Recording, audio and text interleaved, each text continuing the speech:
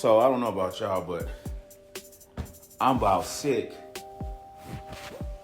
I'm talking about sick of hearing about the KD and Kyrie story. I'm tired of it, man. I wish it would just come to an end. Just end it. Get it over with. But I don't know. Them dudes seem like they go together or something. You know what I mean? Like go together.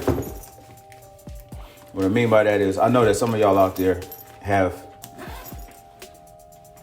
met a woman that lives like an airplane ride away. You know what I mean? A place you can't drive to. You can't just justify no drive. You're talking about 5-6 hours in a car. So you decide the best thing going forward is to get to her on an airplane.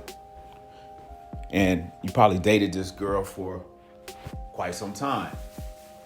You know, you go out there on the weekends, you take your Friday after work, you tell everybody, all right, look, I'm gone. You getting prepped for it during the week. Tuesday, people ask you where you going and what you doing for the weekend. Going to see my girl. Wednesday hit, you're like, oh shit, your boy feeling kind of tired, but I'm gonna go out there and see my girl. You know, so everything is gonna be cool. Thursday, shit, you getting packed up, ready to go. By Friday, shit, you on the bird and you flying out there. And then you find yourself doing this every single weekend. You got points. You got flyer miles. I mean, you earning your stripes with this lady because you want to see her every single weekend. Y'all have fun. Y'all go to the zoo, go to the park, museums, go find a rib spot. That's cool. The little, you got the little hood areas y'all like to visit. You got the little bougie areas you like to visit. All around, it's a cool get down.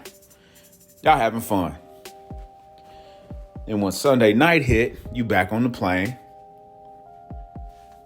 You skid.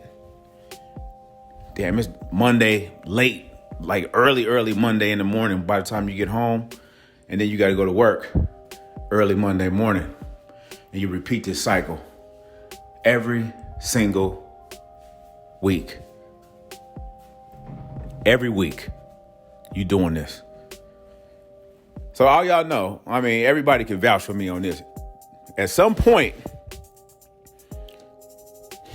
she's going to say, so, what's in your future? You're going to sit there and act like you don't know what she's talking about, but you know what she's talking about. What's in your future? That can mean a whole bunch of things. Y'all know that. Like what you want to do with the rest of your life. You want to quit this job you working on and get something better. Or in this case, why don't you move out here with me? Why don't you leave everything you work for, everybody you know, all the homies, family members, and move out here with me? I'm worth that. So that's going to come up. And some of you guys, it came up. And you try to put it off. You try to act like you didn't hear what she said. She said, hey, you want to come out here and move with me? You said, huh? Okay, well, let me ask you again. Do you want to come out here and move with me? That's a lot. That's a lot to think about. It's not that I don't dig you. It's like I don't care for you. But my job and, my fam. But you've been high capping, you've been pillow talking, and you done told her that your company is worldwide. So with that being said, you could easily get up and transfer to where she is. So you kick back on it for 2-3 weeks, and then you decide to pull the trigger. I'm doing it. I'm gone. You doing your last little barbecues and cookouts with the homies. Told your mama you gonna come out there and see her when need be. Told your pops the same thing. You got to get your U-Haul together. You know, got your U-Haul all packed up. This time you driving. You packed up everything individually, got people to help you move stuff on the U-Haul. You turned it into a regular thing. You FaceTiming your girl. I'm coming.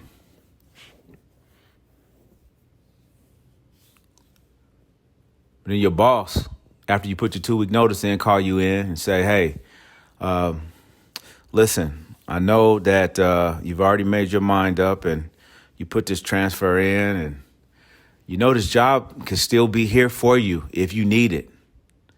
And you looking at him kind of like, wait, so why are you saying this? You know, he tell you, man, I've been married 20 years, man, and you kind of young to be making a move like this. And, you know what I mean? If I was your advisor, I would tell you, proceed with caution. But you know better than him. You know what I'm saying? He only 20 years older than you, only been married for long as you damn near been living. So you don't care what he got to say. You just like, look, I'm in the wind, man. I appreciate the sentiment, but I'm trying to, move on with my life. It's time for me to go get my grown man on. He called you stupid, but it's okay. The day comes, transfers in, U-Haul's packed, you ride and you get there. She's there, she's smiling. House is beautiful, cleaned up, sparkling clean.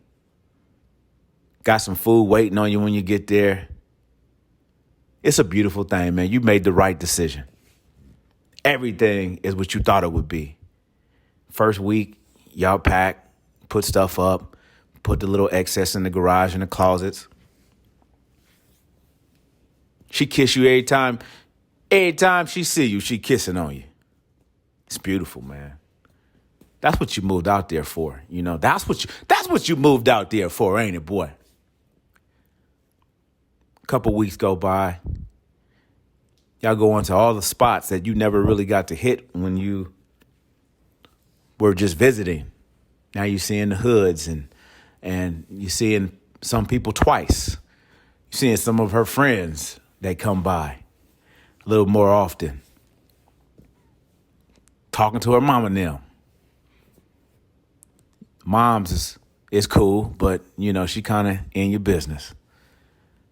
But you getting settled in. You really feel like now this is home. This is what being a grown man is all about. As an adult, you got to put childish things behind you. And yeah, you miss being at home. You miss going to the bar during the weekday. You miss going to happy hour. You miss hanging out with the homies. You miss Monday night football. You miss Thursday night football. But you got you one. And it's time to settle down. Now, a few more months pass. Maybe you're on this your third, fourth month in there. And, you come home from work. You see your girl sitting on the couch that both of y'all bought together. You bought a couch and a mattress and you bought a new refrigerator. So you guys are making this into a dual home that you both got ownership. You know what I'm saying? So you making it all yours. But you get home and she's crying. Why is she crying? Say, what's wrong? I don't feel like working no more. Wait, excuse me? What happened? Well, they tripping up at the job. It's always been like this, but now it's hit that point to where I'm quitting. You kind of take a deep breath and, swallow whatever it is in your mouth that you had earlier today. Take a deep breath and say, so you found another job. Is that what you're saying? No. Okay, so now you really lost. Okay, so what's the plan?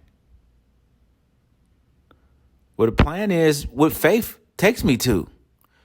Oh, okay. Okay.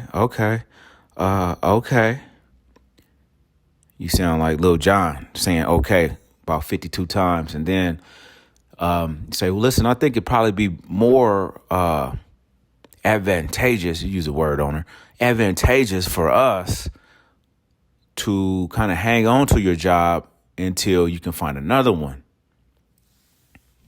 Because, things are kind of tight. I moved out here, took a lot of money, and it's just not a good time. She say, what? What you mean not a good time? You a man, ain't you?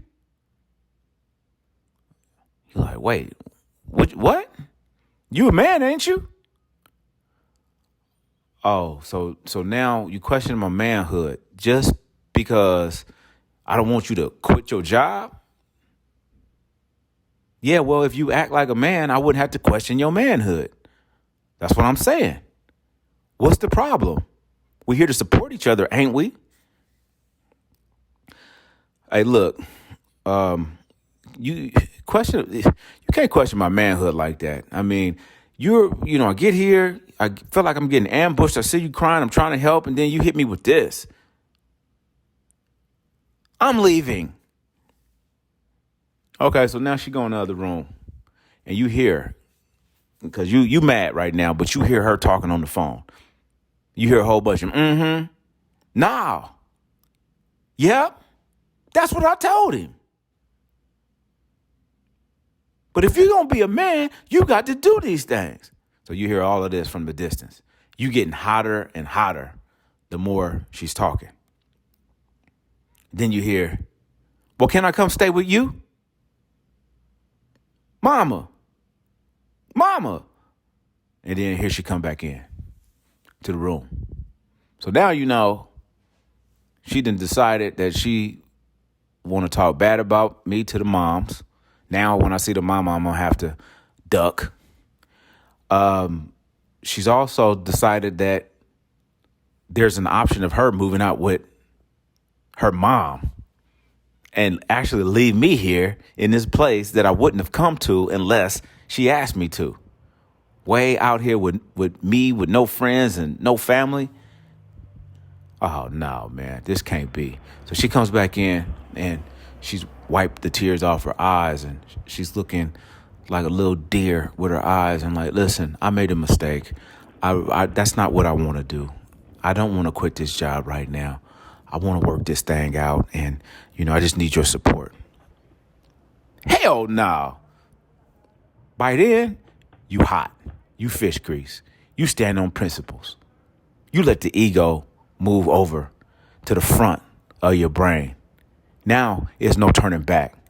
You already made your mind up when she said the job thing, the mom's thing, the manhood thing that, I got to go now.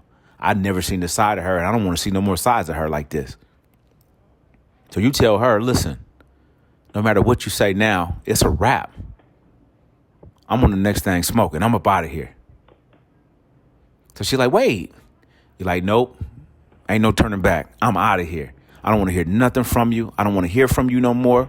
I didn't know you was like this. And you was going to leave me here in this spot, wherever the fuck we at, by myself with no family members and try to pull a move on me. I'm only been out here a few months. And now you want to pull that on me and then call me out on my manhood. So as you're saying all of this, in your left brain, your right brain is thinking, hey, look, man, you really ain't got no money. You spent all your loot getting out of here.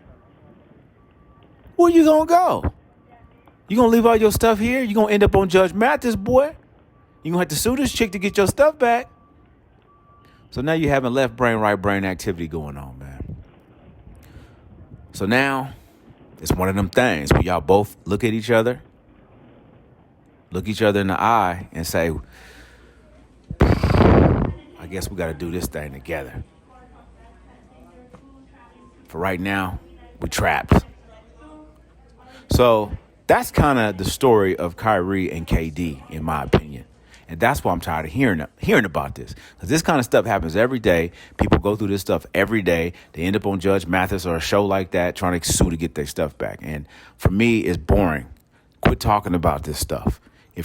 Let KD go where he wants to go. Let Kyrie go where he wants to go. But at the end of the day, they ain't going nowhere. They're going to be together because they stuck together. You signed that paperwork, man. You both followed each other all across the country, talking about what you gonna do and who wasn't really a king and all of that. So now you got to make that bed, and you got to sleep in it. So that's my thoughts on KD and Kyrie, man.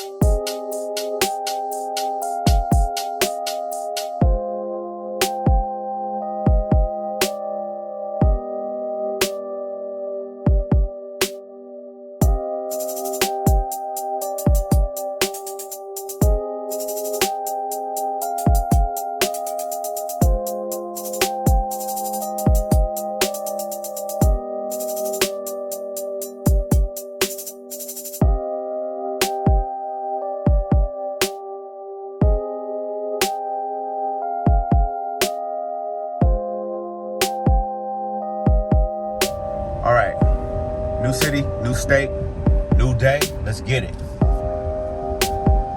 So, obviously, you kind of saw us come in, and it was super dry. So you can probably guess where we're at right now.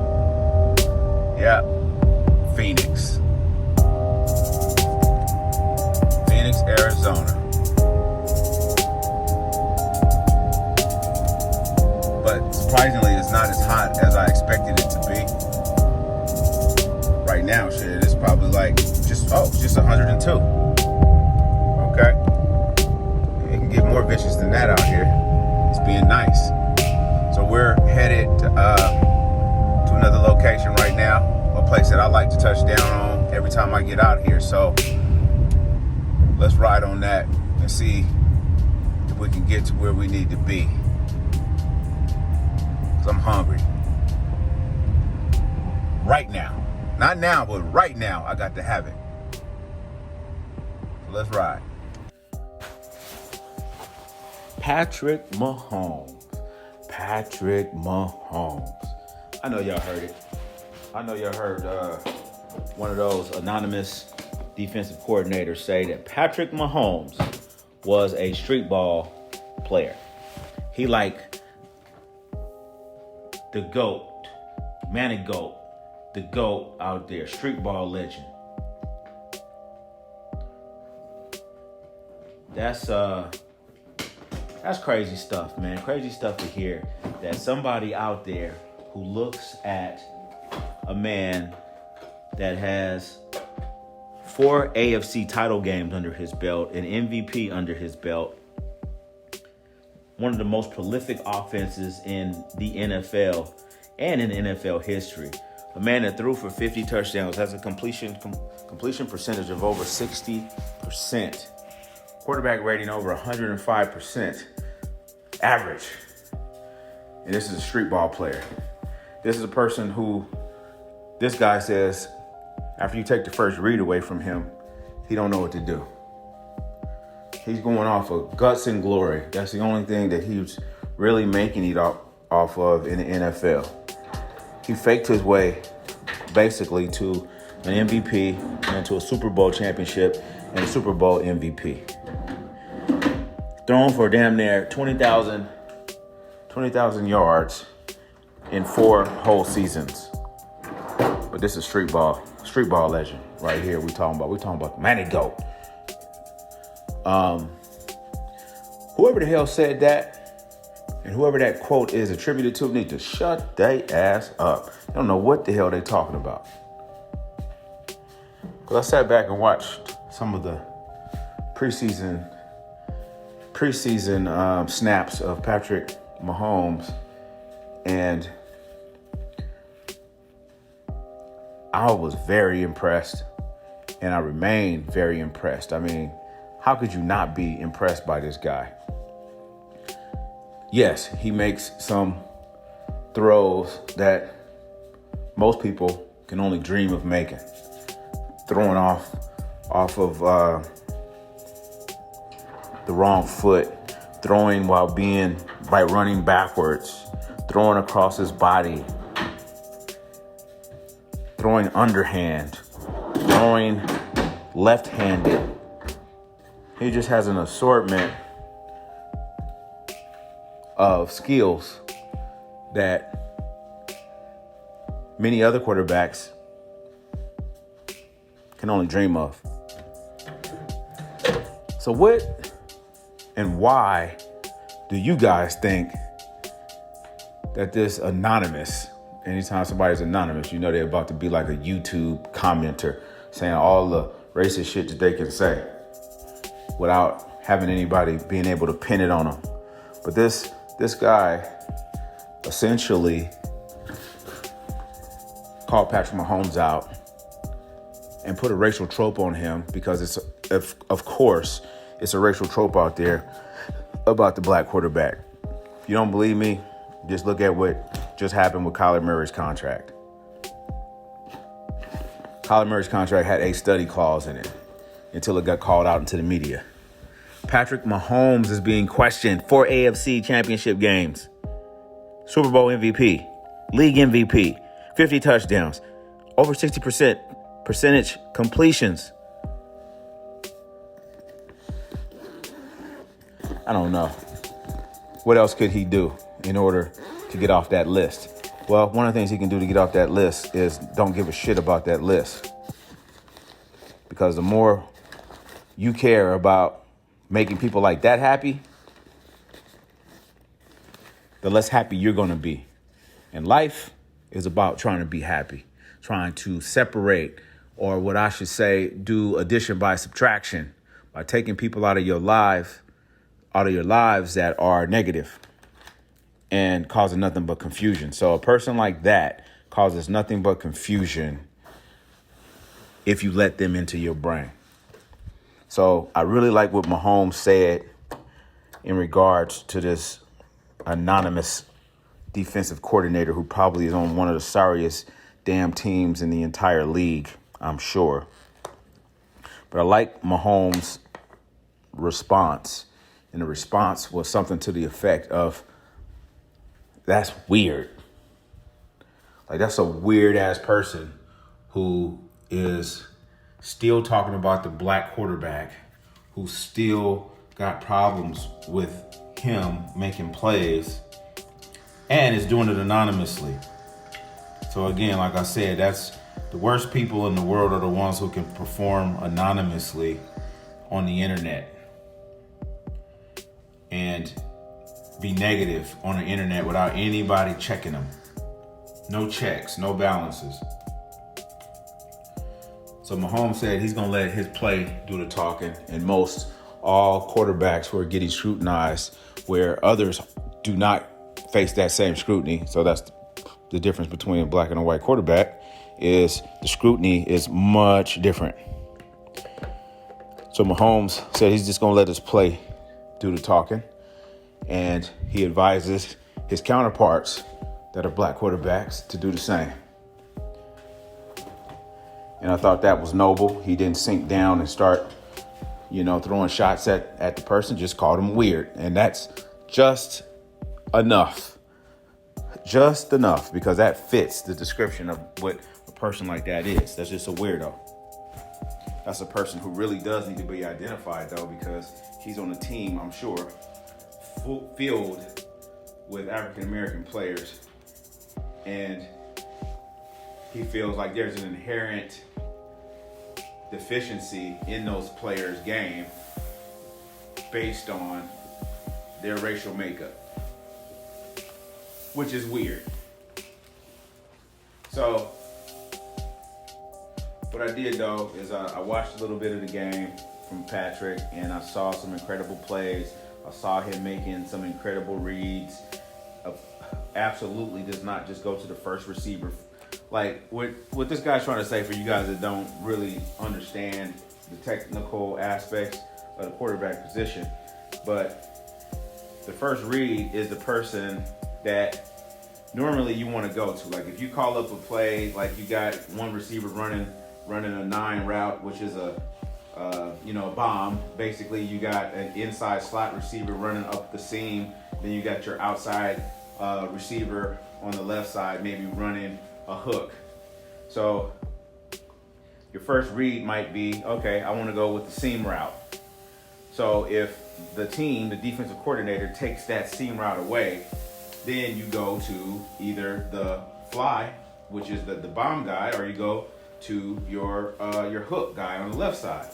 So he's saying Patrick Mahomes, if he doesn't get that first initial receiver, he won't be able to hit those other two because he can't think that fast. That's essentially what he's saying. But after years of watching Patrick Mahomes, I don't know why the hell he would even make that statement, but after watching Patrick Mahomes again during the preseason, it is 100% confirmed that the dude reads and scans that field just as good as anybody in the league. Just as good as anybody in the league. You can see him checking down when nothing's there. You can see him looking to his outside receivers, and if he sees the safeties rolling up or the corners rolling up, he try to drop it over their head, layer it right over their heads. If he sees them dropping back in coverage, he'll go to inside receivers, and he go to receivers that are running shorter routes just to throw the ball in front of them. You can see him calculating as he goes. And yes, he's athletic, but what the hell is wrong with that? You got to be slow and bumbling and 100% turn this into a chess game and not an athletic game. This is athletics that we're talking about. So why in the hell wouldn't you want to be athletic? Fuck out of here. So anyway, Mahomes, though, I've watched a little bit of more tape on him on Kurt Warner's show. He has a quarterback show, and he talks about the nuances of the quarterback position. And Kurt Warner did a real good piece. It was about 17 minutes long, and it just spoke to Patrick Mahomes when they played against the Buffalo Bills last year in the playoffs. It just showed how he picked apart that defense, how he thought his way through that game, how he went to his primary receivers when they were open, when he went to secondary receivers when they were open, how he read the defense and used his body fakes and pump fakes and shoulder fakes in order to get defensive players out of position. When he saw cornerbacks turn their bodies and open their hips up, and he knew to throw in certain routes to get them and keep them out of position because he knew they were out of the play. As long as he could look them off long enough to make them commit to turning their shoulders or turning their hips, he got them. The dude is a NFL legend already in the making. He's already, like I said, an MVP in the regular season, MVP in the Super Bowl. Now, I don't know about y'all, but go find me, out of all the Super Bowls, how many Super Bowls has it been? I don't even know, 50-something. So in the entirety of this league, there's been 50-something NFL Super Bowl MVPs, and he's one of them. There's plenty of quarterbacks, and I talked about him. John Elway. Talked about Peyton Manning, who didn't win Dan Marino. But I'm going to talk about Peyton and John Elway first because they did win Super Bowls, but they won them very late. Very late. We can all agree that those were great quarterbacks. But they didn't get that MVP, that Super Bowl MVP, until late in their careers. They didn't get that shot until late in their careers. Patrick Mahomes had it popping ASAP, like Rocky and Ferg and them. And then you're talking about a regular season MVP. He got that locked in. His passer rating, 105%. Average for his career. Come on, man. Get out of here. Don't talk to me. Get tired of these people who try to, even if they aren't trying to be racist, it doesn't matter to me because you're feeding into the machine, because you may not think that you might not think that you're being biased, but you are. And you're adding to the problem. Doesn't matter if you know it or not. You know? You gotta watch what you say. And if you're a certain age, you know what you're saying. You're just saying it because you got anonymity. If you didn't have anonymity, you know what I'm saying. You would not pull a trigger on that comment. You wouldn't let nobody hear you say that. But you went to a reporter that you trusted. And you said what you had to say. And that's cool. But now you need to be held accountable and found out who that is, because that's a person who gets a study clause put into a black quarterback's contract. So this year, I'm rooting like never before for black quarterbacks' success. I want to see Lamar Jackson. I want to see Dak. I want to see Mahomes.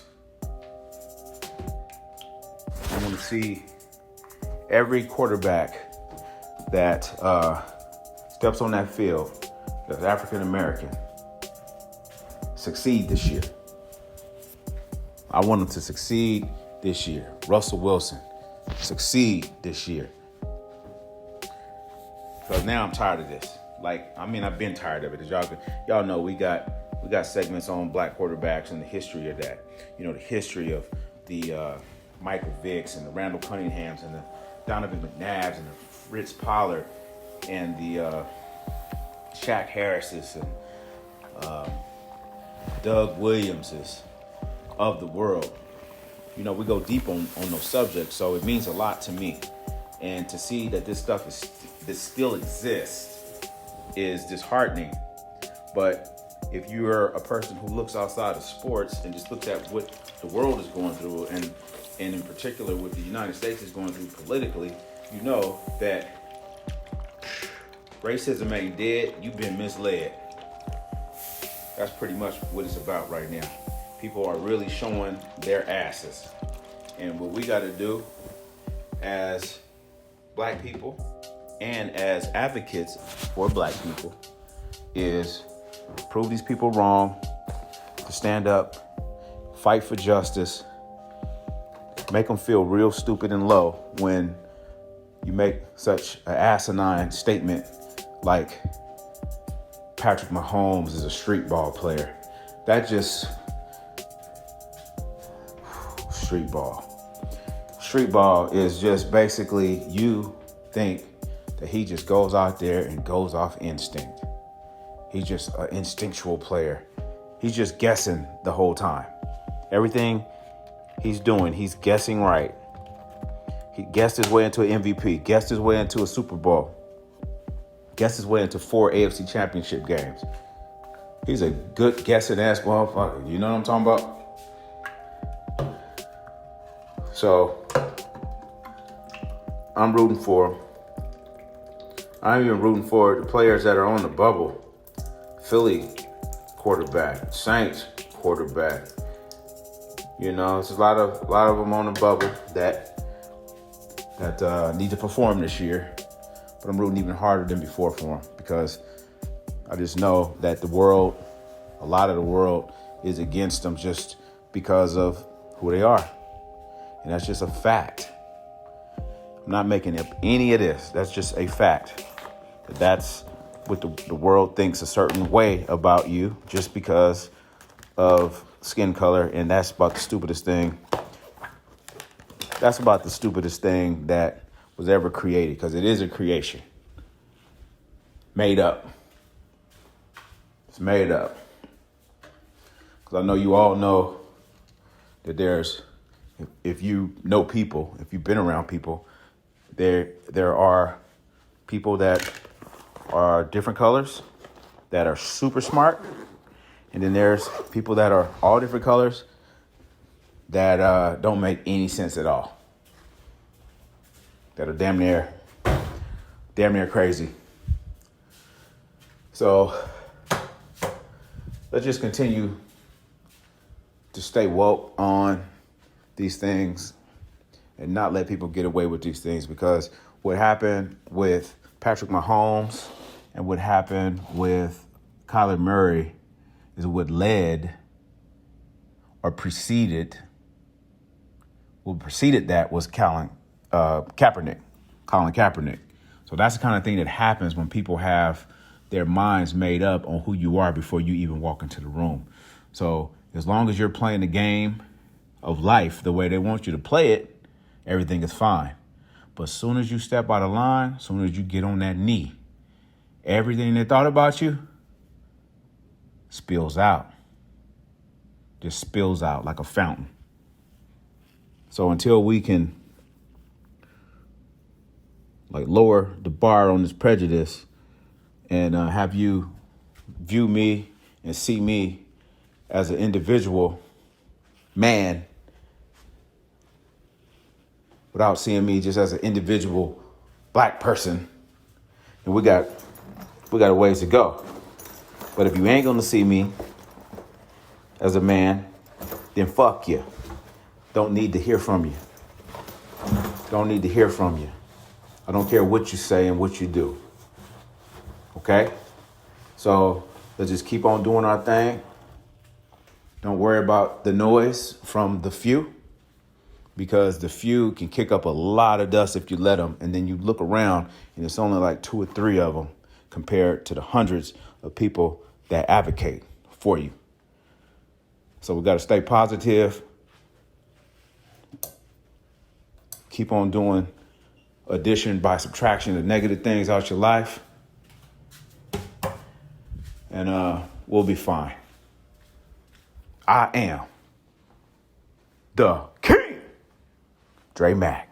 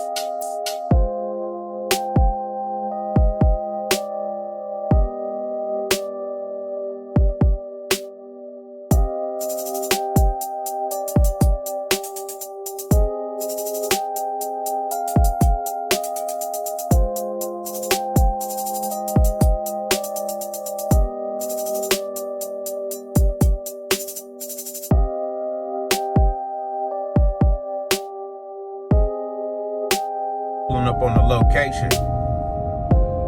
Yes. It is the nationally renowned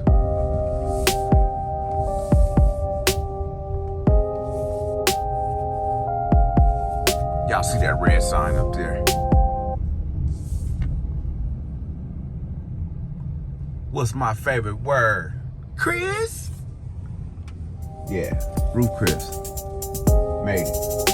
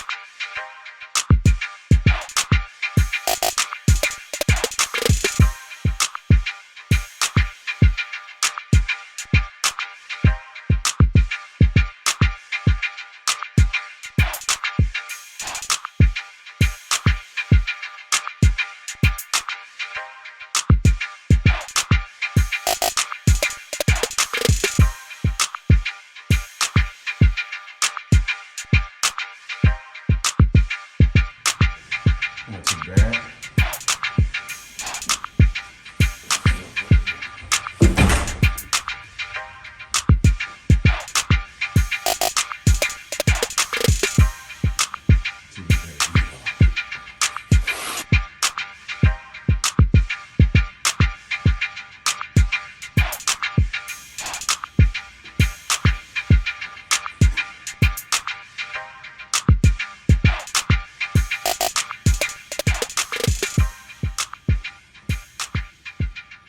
Good morning. Here we are out here in Phoenix from the hotel room. Had a nice little view.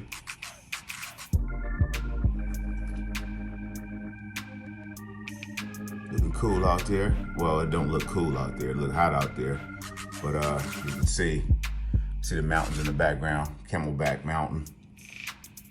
Downtown Phoenix over there, hiding in the cut. I'll see you, Phoenix. About to get out here. Start the day off. I think my car's down here too. All right, so we at it. So I'm out in Phoenix, getting ready to get up out of here. As you can see, it's a lot going on out here. A lot of life,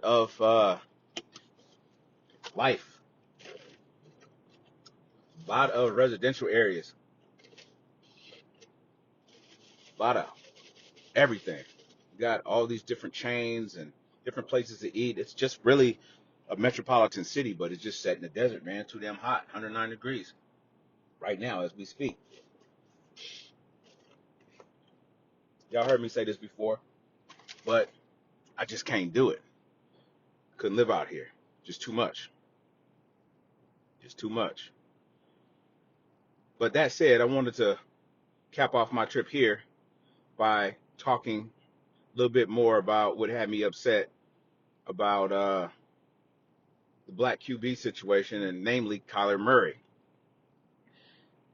Yeah, you guys know how they had Kyler Murray sign that high school type contract where he had to study in order to make sure he doesn't nullify his dollars. After a lot of scrutiny, that clause was taken out. But the effect of that clause is going to linger with Kyler throughout his whole career. First time he makes mistakes out there on the field, people are going to be chanting, study, study, study, or dummy, whatever it may be. And obviously this man is not dumb by any stretch of the imagination. But they're going to make him feel like that on the road, and this is the making of the team. The team made this up for him. They brought this on their quarterback, paid him all that money, but shot him a backhand fade by calling him unstudious. Like he don't like to study. Not cool, man. Another slap in the face for black QBs everywhere. As if we're making it just on athleticism without brain power. And as quickly as things move in the NFL, you won't make it to that level unless you have a work ethic, some study habits, and some attention to detail that is unparalleled. And of course, the ability to play the position. Now, there have been busts in the NFL. There's been busts for sure. And you guys can think of a few different ones. Ryan Leaf comes to mind for me. Jamarcus Russell comes to mind for me. They both had the same kind of issues. They didn't get it done out there. Kyler Murray doesn't strike me as the type of person who's not going to get it done. He's shown me enough already in this short window of time that he's a baller. Like the boy can play. He can get down for his. But the team did irreparable damage to him by putting that out there to where they question his study habits, question his work ethic, just question him as a man altogether. It was interesting because I was reading this ESPN article today, and it kind of called out 10 attributes of great quarterbacks in the NFL, and they ranked each quarterback per attribute. Like they had arm strength, mobility, mechanics, running, scrambling, things of that nature. And there were 10 different criteria. And guess what? Kyler Murray appeared in 5 of the 10. Yeah, the no studying Kyler. Yeah, the lazy Kyler.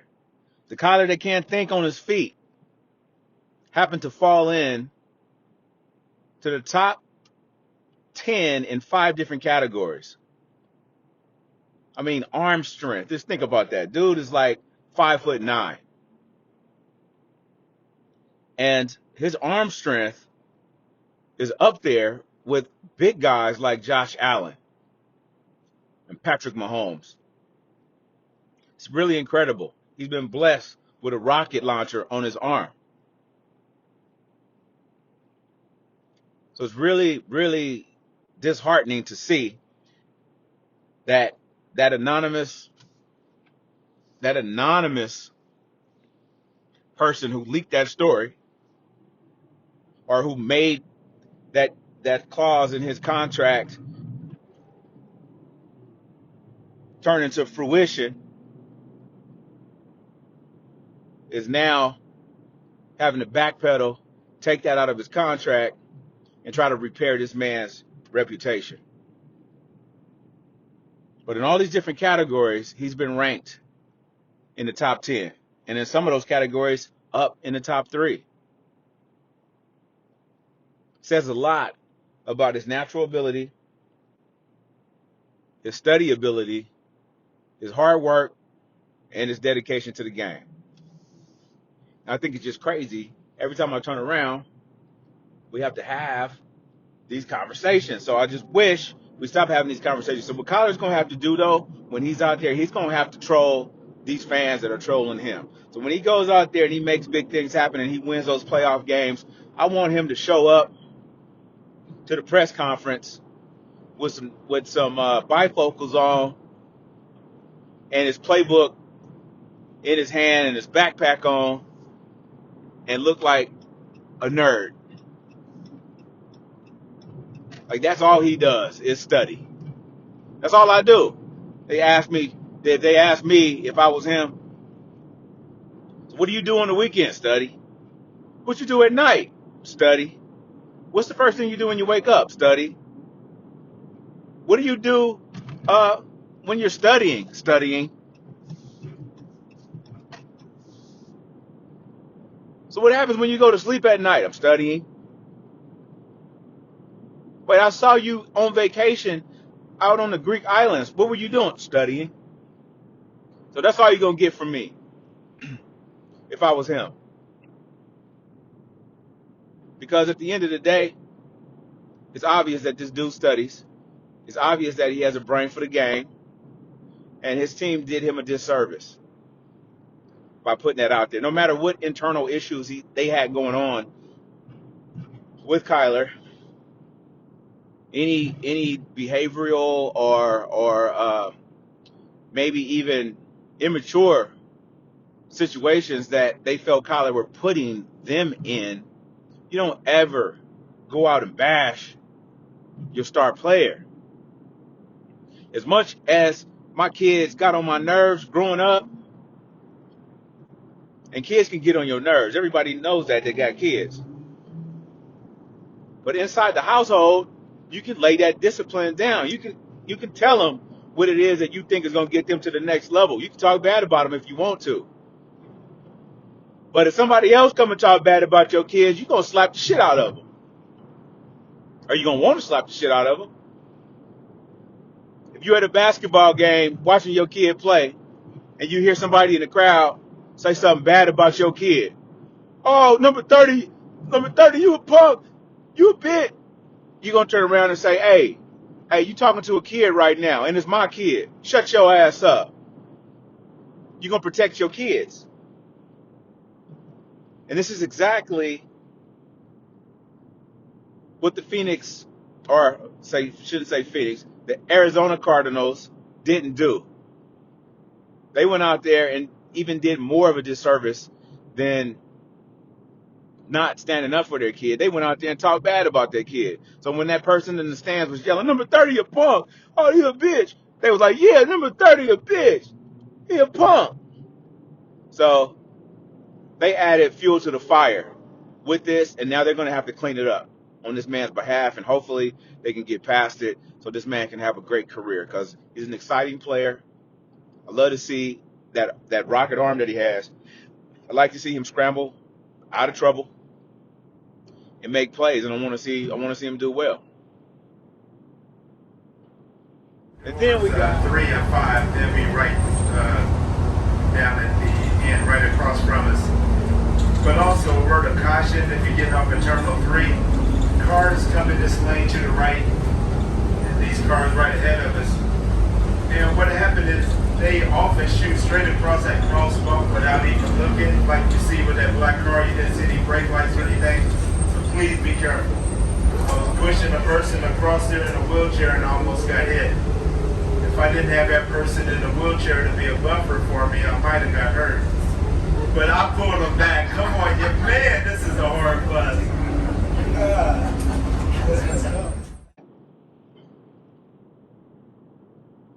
your Phoenix Suns. The Phoenix Suns. Damn, the Phoenix Suns. Listen, I'm going to say something that is going to pain me to say because I am a fan of this player.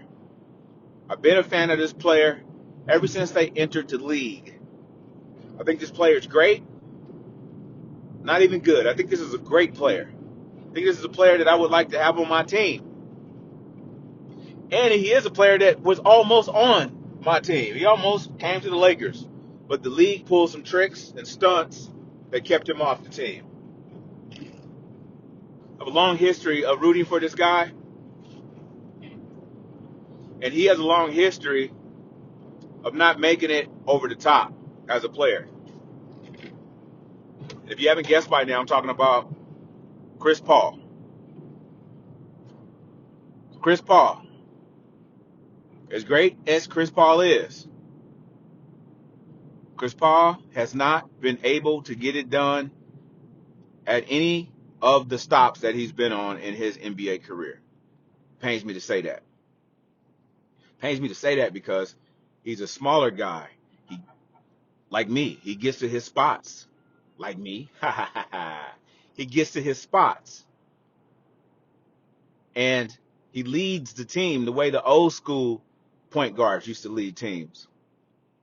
He makes the correct play, the beautiful pass, the open shot, the clutch shot. But over his career, he couldn't get it done. So now that the Phoenix Suns have Chris Paul as their quarterback,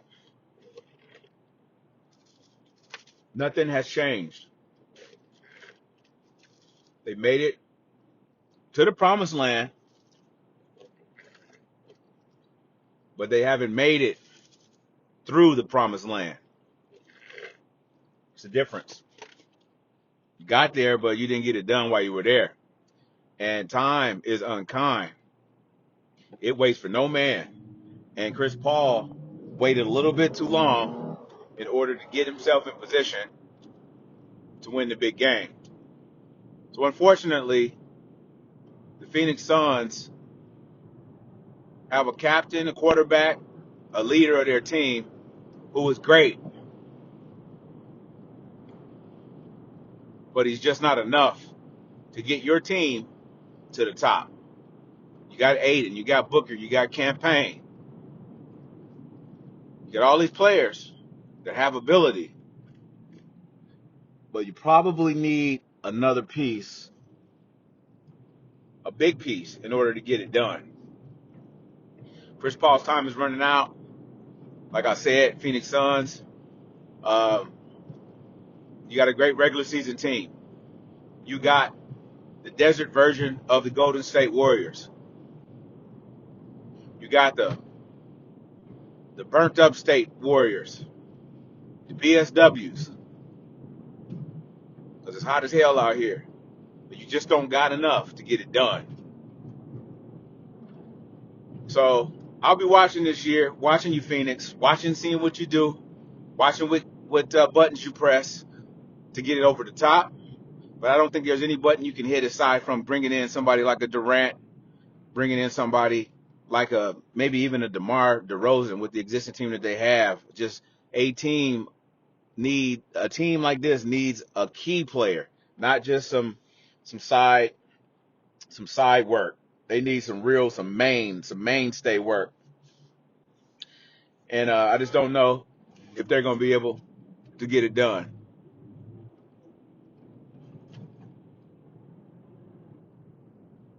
So we'll see what happens with the Phoenix Suns. And I'm wishing them well, but they got to do and put in their own work. My wishes ain't going to do nothing for them.